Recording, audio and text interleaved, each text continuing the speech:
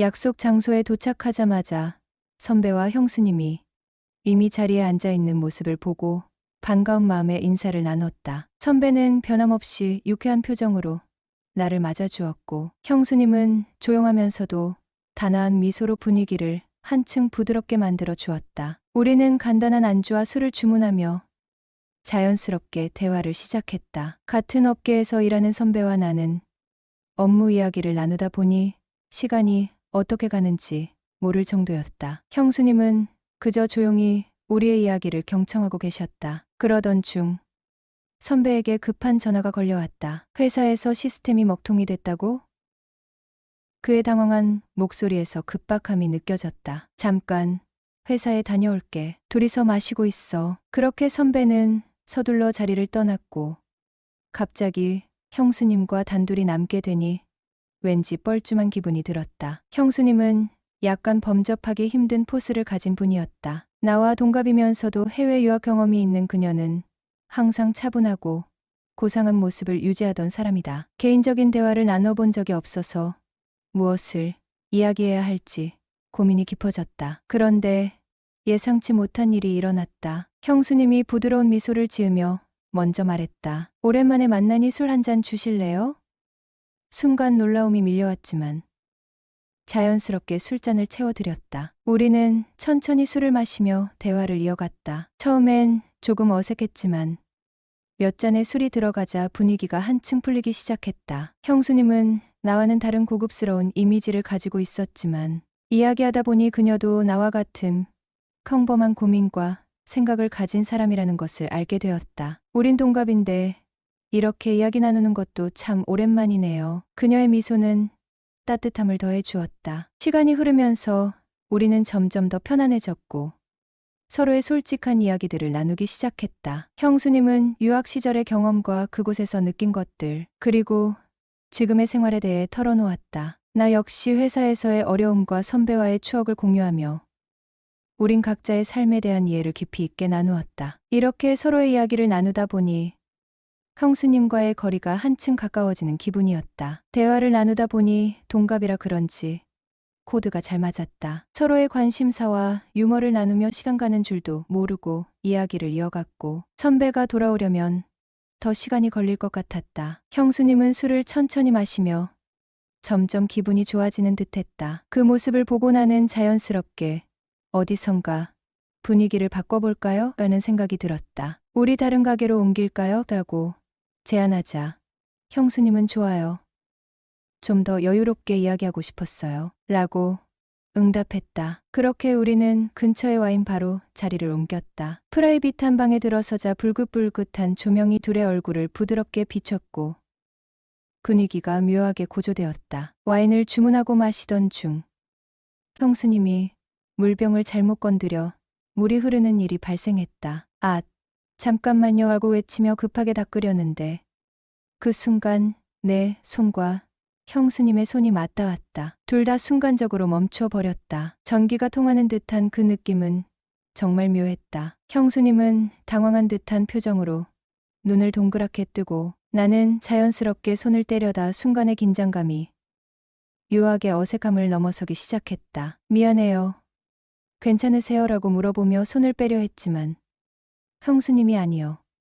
괜찮아요. 라고 부드럽게 대답하며 나를 바라봤다. 그 눈빛에서 나는 그녀의 취기가 살짝 느껴졌다. 이거 좀 특별한 경험이네요. 내가 농담처럼 말하자 형수님은 얼굴이 붉어지며 웃음을 터뜨렸다. 이런 상황은 처음이네요. 서로 웃음으로 어색함을 풀었고 이 순간이 우리가 더 가까워지는 계기가 될 것 같았다. 술이 조금 더 들어가면 더 많은 이야기 나눌 수 있을 것 같아요. 라고 말하며 와인잔을 들어 올렸다. 형수님도 이를 받아들여 같은 동작으로 잔을 부딪혔다. 그 순간 두 사람 사이의 미묘한 긴장감이 한층 깊어지며 앞으로의 대화가 더욱 흥미진진할 것 같은 예감을 주었다. 대화가 무르익을 무렵 형수님은 갑자기 깊은 한숨을 내쉬며 조심스레 입을 열었다. 사실 요즘 결혼 생활이 많이 힘들어요. 그 말에 나는 놀라서 형수님을 바라보았다. 고개를 숙인 채 잔을 만지작거리던 그녀의 모습이 여느 때와는 달리 무겁게 느껴졌다. 형님과 무슨 일 있으세요?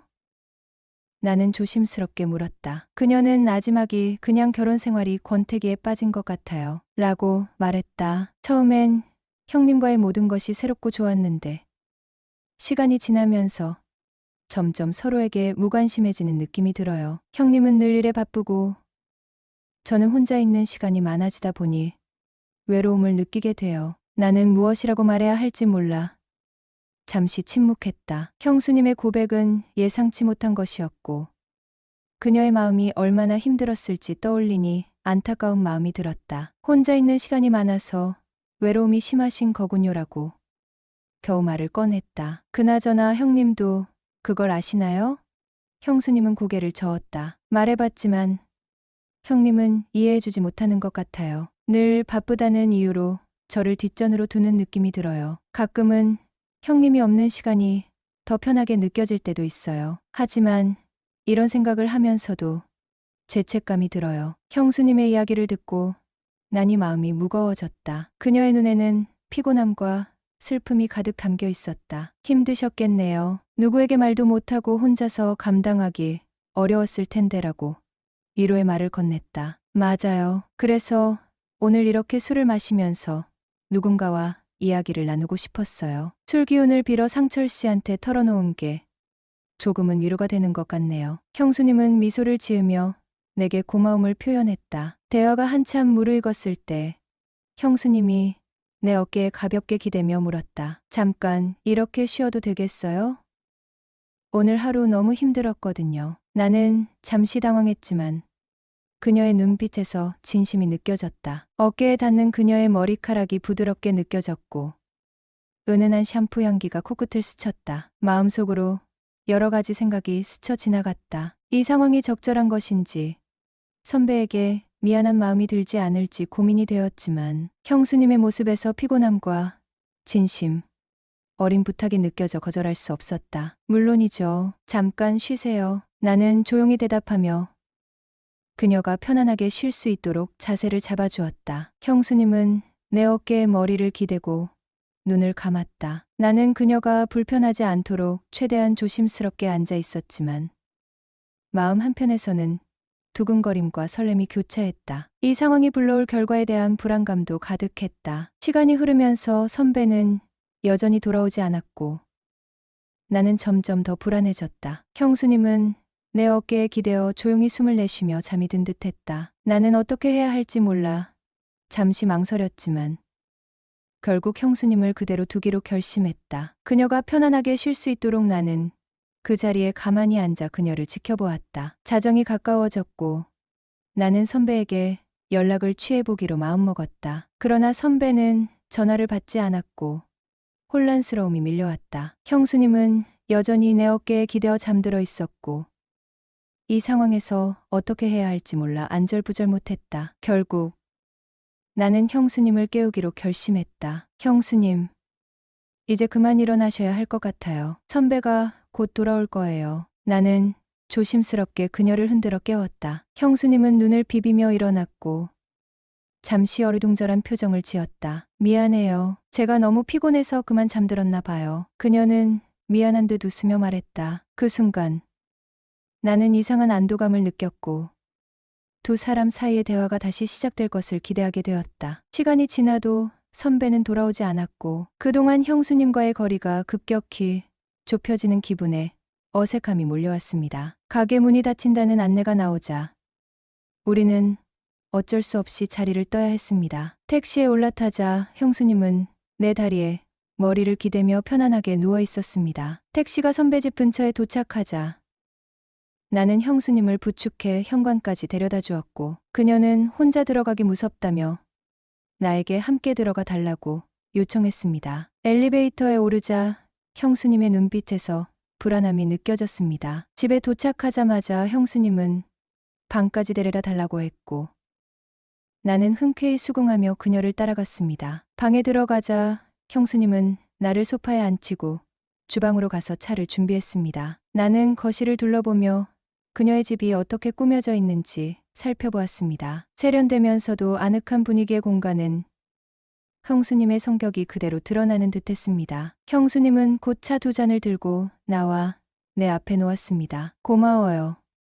나는 차를 받아들고 말했다. 차 한잔하면서 힘든 이야기를 나눌 수 있어서 정말 고마워요.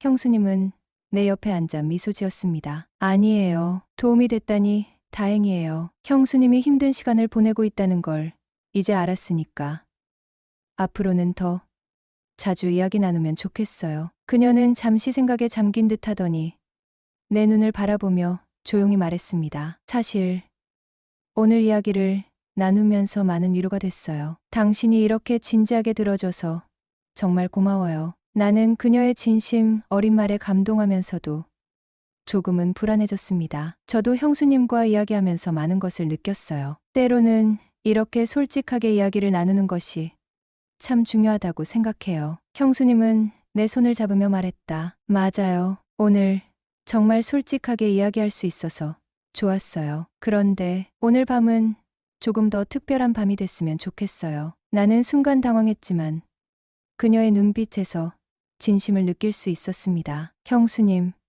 무슨 말씀인지. 그녀는 나를 똑바로 바라보며 조용히 말했습니다. 당신과 함께 있고 싶어요. 좀 더 놀다가요? 그 순간 내 마음은 혼란스러웠습니다. 형수님의 손길과 눈빛은 나를 흔들리게 만들었지만 이 상황이 어떤 결과를 가져올지 깊이 고민해야 했습니다. 형수님, 저는 형님을 생각하면 이 상황이 정말 어려워요. 나는 솔직하게 말했다. 그리고 현관문을 열고 나가려던 찰나 형수님이 내 뒤를 끌어안았습니다. 순간 심장이 뛰기 시작했지만 선배가 돌아오면 어쩌나 두려운 마음이 컸습니다. 아파트를 나서며 선배가 돌아오지 않았을까 두리번거리던 중 뒤에서 누가 나를 부르는 소리가 들렸습니다. 상철 선배의 목소리였습니다. 심장이 멈추는 듯 했습니다. 왜 한참 있다가 그냥 가냐? 무슨 문제가 있어? 선배가 물었습니다. 내가 대답하기도 전에 선배는 일상적인 농담으로 분위기를 풀었습니다. 올라가서 이야기 나누던 중 사실 결혼한 사람도 가끔씩 다른 음식을 먹고 싶을 때가 있어. 그래서 너와 형수님이 자연스럽게 넘어가는 게 더 재미있겠다고 생각했어. 내 머릿속이 하얘졌습니다. 모든 것이 계획된 일이라니.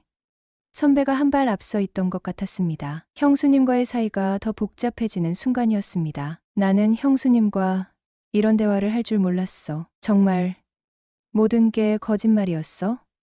나는 황망한 마음으로 물었습니다. 선배는 웃으며 대답했습니다. 그냥 재미있는 장난이었어. 앞으로도 자주 놀다가. 이제 모든 게 뒤엉킨 상황에서 나는 형수님과의 관계가 어떤 방향으로 흘러갈지 불안감과 흥미가 동시에 밀려왔습니다. 그 밤 이후로 형수님과 형님과의 만남은 더욱 잦아졌습니다. 처음에는 단순한 대화를 나누는 것이었지만 점차 그들의 권태기를 극복하도록 돕고 싶은 마음이 커졌습니다. 나는 그들의 관계가 회복될 수 있도록 작은 역할을 하고자 했죠. 며칠 후 형님과의 대화에서 그가 느끼는 고충을 듣게 되었습니다. 요즘은 집에 들어오면 피곤해서 아무것도 못해. 그게 우리 관계에 영향을 미치는 것 같아. 라며 고개를 떨구었습니다. 형수님이 느끼는 외로움이 커지고 있다는 이야기를 하자 그는 잠시 생각에 잠겼습니다. 그래. 내가 너무 소홀했어. 어떻게 해야 할지 모르겠어. 일단 형수님과 솔직하게 이야기해보는 게 좋을 것 같아요. 서로의 감정을 나누는 것이 첫걸음이 될 거예요. 라고 조심스럽게 조언했습니다. 형님은 내 말을 진지하게 받아들여 고마워라고 말했습니다. 그리고 좀 더 적극적인 방법이 필요할 것 같아요. 예를 들어 함께 운동해보는 건 어떨까요? 운동은 스트레스를 해소하고 서로에게 좋은 자극이 될 수 있어요. 그의 눈빛이 반짝였습니다. 운동을 통해 관심사를 공유하는 것이 좋을 것 같아. 형수님과 함께 요가를 해보는 건 어떨까요? 형수님, 예전에 요가를 오래 했다면서요? 요즘은 커플 요가도 있다던데 라고 제안했습니다. 그는 곰곰이 생각한 후 고개를 끄덕였습니다. 그렇네. 요가를 통해 서로의 자세도 교정해주고 호흡을 맞추면서 더 깊은 유대감을 형성할 수 있을 것 같아. 결국 그들은 근처 요가 학원에 등록하고 함께 수업을 듣기 시작했습니다. 요가는 그들에게 새로운 도전이었고 서로의 자세를 교정해주며 호흡을 맞추는 과정 속에서 더욱 깊은 유대감을 쌓아갔습니다. 2달 후 형수님에게서 감사의 전화를 받았습니다. 정말 고마워요. 형님과 많이 좋아졌어요. 서로를 이해하고 있다는 느낌이 들어요. 나는 그녀의 목소리는 진심, 어린 감사로 가득 차 있었습니다. 다행이에요. 형수님, 두 분이 서로를 위해 노력하는 모습이 정말 멋져요. 언제든지 도움이 필요하면 말씀해 주세요라고 나는 진심으로 답했습니다. 이후 주말마다 그들과 함께 시간을 보내기로 했습니다. 함께 산책을 하거나 맛있는 저녁을 준비하며 그들은 일상 속에서 작은 행복을 찾아갔습니다. 이 과정을 통해 그들은 다시금 서로를 이해하고 사랑을 확인하며 관계를 회복해 나갔습니다. 그들의 행복한 모습을 보며 마음이 따뜻해졌고 내가 한 작은 도움이 큰 변화를 가져왔다는 생각에 뿌듯함을 느꼈습니다. 이제는 그들의 웃음 속에서 나도 함께